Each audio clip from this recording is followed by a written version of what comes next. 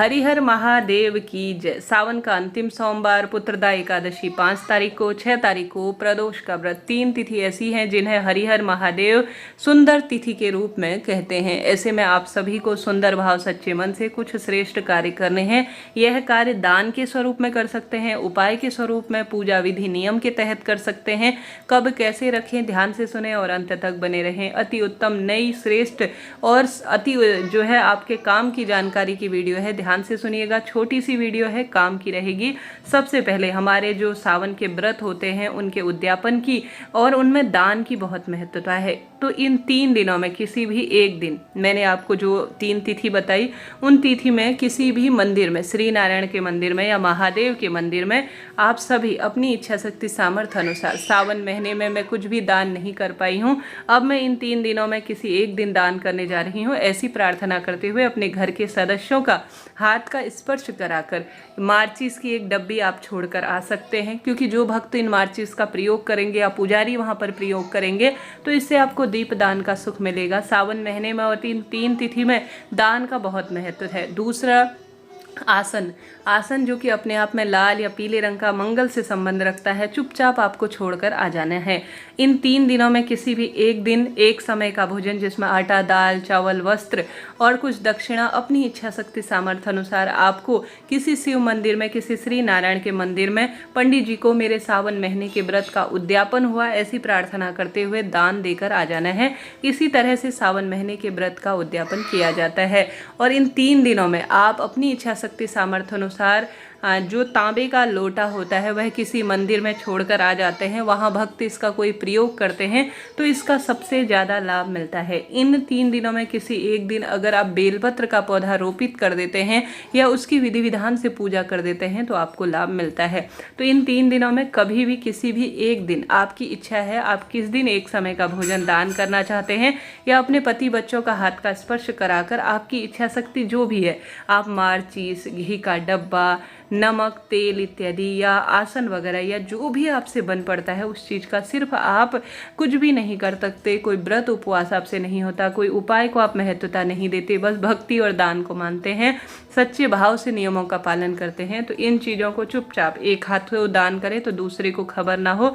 इस तरह किसी मंदिर में और किसी ब्राह्मण को और गौ माता को, गुरुजी कहते हैं सावन महीने की या किसी भी महीने की 10वीं, जो कि 10वीं 4 तारीख की है, एकादशी 5 की है और एकादशी, द्वादशी और त्रयोदशी 3 तिथि का गुरुजी बताते हैं। इन तिथि में गौ माता को सोमक पितृ का नाम लेकर, किसका नाम लेना है? सोमक पितृ का नाम लेकर। अगर आप कुछ भी मीठा, रोटी में गुड़ रख सकते हैं, शक्कर रख सकते हैं, रोटी के 2 टुकड़े करने हैं या 2 रोटी रखकर एकादशी, 10वीं एकादशी और द्वादशी तीनों तिथि में अगर गौ माता को खिला देते हैं तो आपके परिवार से पितृ प्रसन्न होते हैं, सांसारिक सुख आपको मिलते हैं और दुख दारिद्रता का स्वयं ही अंत हो जाता है। तो सावन महीने की इन 3 तिथि का लाभ उठाते हुए आप यह गौ माता को जरूर खिला दीजिए। यह दूसरा कार्य आपको जरूर करना है। रोटी तो आप खिलाते ही होंगे, परंतु उस रोटी के 2 टुकड़े रखकर उसमें कुछ मीठा रखकर सोमक पितृ को जरूर खिला दीजिएगा, स्मरण करते हुए गौ माता को।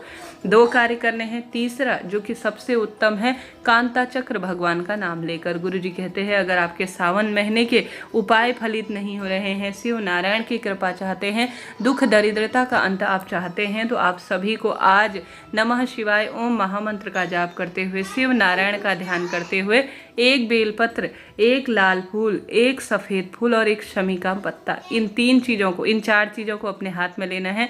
1 शमी का पत्ता, 1 बेलपत्र, 1 लाल फूल और 1 सफ़ेद फूल।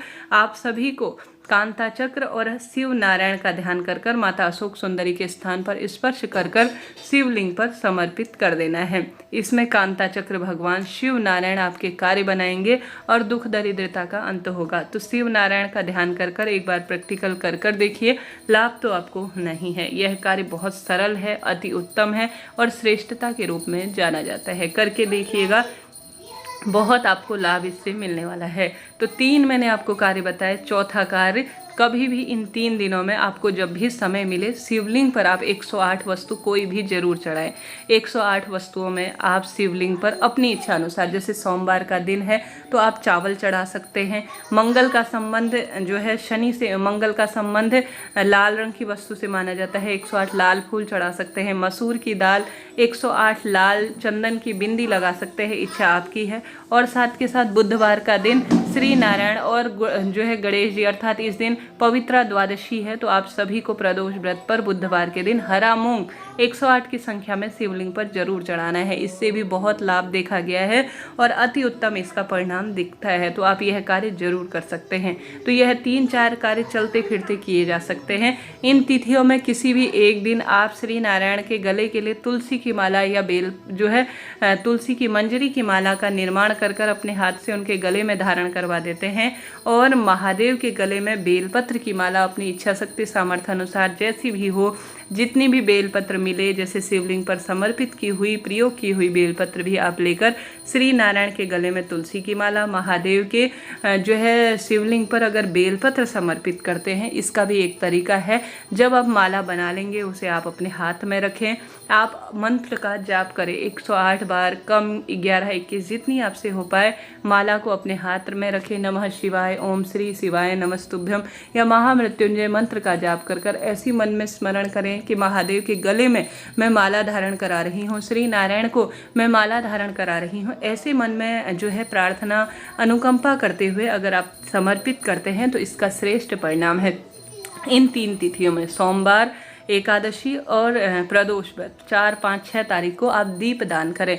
शिव मंदिर की चौखट पर, बेलपत्र पेड़ के नीचे और तुलसी में, पीपल वृक्ष की जड़ में, घर के दरवाजे पर और साथ के साथ घर की रसोई में। जिसने दीपदान कर लिया समझ लीजिए उसने सब कुछ प्राप्त कर लिया। इन 3 तिथि में किसी भी एक दिन आपने घर के सदस्यों का हाथ का स्पर्श कर दान तो आपको करना ही है। साथ के साथ आप सभी को कोशिश करनी है कि आप अपने घर पर ब्राह्मण देवता को बुलाकर हवन करवा सके, शिवार्चन करवा सकते हैं, अर्थात शिव भगवान की विशेष पूजा अर्चना करा सकते हैं। साथ के साथ आपकी इच्छा है आप विशेष तौर पर भगवान की भक्ति और ध्यान करते हुए जो है पार्थिव शिवलिंग का निर्माण आप अपने हाथ से भी कर सकते हैं, पंडित जी को बुलवा कर भी कर सकते हैं। यह आपकी इच्छा है, आप किस स्वरूप में भगवान की भक्ति करना चाहते हैं तो आप करके देखिएगा, लाभ तो आपको मिलना ही है। मेरा बेटा जो है वह जो शंख है वह बजा रहा है और पूजा कर रहा है। कृपया आप भी अपनी मनोकामना बोलकर हाथ जरूर से जोड़िएगा। बच्चे अगर पूजा करते हैं तो उसका परिणाम सुंदर ही मिलता है। तो पंडित जी के साथ वह भी पूजा कर रहा है, जो कि अपने आप में अद्भुत है। इस दिन आप नमः शिवाय ओम या जो है एकादशी व्रत की कथा या ओम नमो भगवते वासुदेवाय मोबाइल में या स्वयं से जाप करते हैं, विष्णु चालीसा का पाठ करते हैं, शिव स्रोत का पाठ करते हैं तो इसका लाभ शास्त्रों में अद्भुत कहा गया है। तो इन 3 तिथि में कोई ना कोई कार्य करें। बेल पत्र वृक्ष की पूजा, तुलसी पूजा, पीपल पूजा, यह चमत्कारी रूप में जानी जाती है और अनंत गुना श्रेष्ठ लाभ देती है। हर हर महादेव।